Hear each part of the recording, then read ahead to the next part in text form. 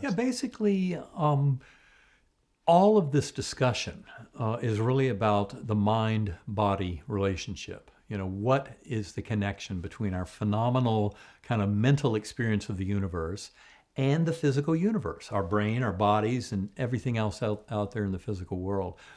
And so essentially, the position I'd harbored most of my life was that of materialism, which is one pole of what can be viewed as a linear spectrum of the mind body possibilities. So, materialism basically says it's all material. There is nothing else, just the physical world exists. So, somehow you've got to explain how the chemical substance of the brain and the electrons, the subatomic particles, are all going through what they do there to give us this thing we call conscious awareness. It turns out in the last century or so, there have been a lot of work in the mind-body question from scientific, philosophical, theological, and other viewpoints that point out that you cannot reduce all of mental and phenomenal experience to the function of the human brain. And there are many lines of evidence for that. I don't have time to go into it all, but they're something we discuss a lot in Living in a Mindful Universe.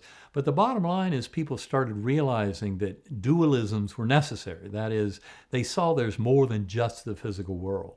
And that's where you have to bring in some non-reducible part of the mind that's not reducible to the physical of the brain. So in philosophy, there are many different dualistic positions that have different ways of looking at, which is more fundamental, which is secondary and kind of follows the other, which is causal, and which is the result in terms of brain and mind and phenomenal experience. So you have all these different philosophical positions of dualism, but then at the far end of that linear spectrum, you've got idealism.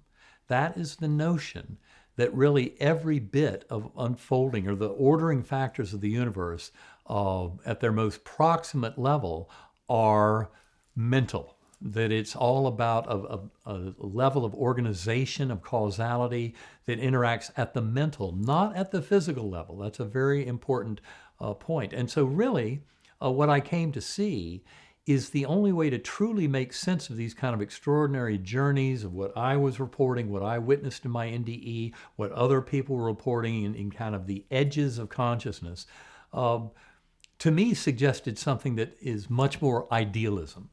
That is, that it is all mental, and the causative forces are completely mental, and then the physical then is the result of all that.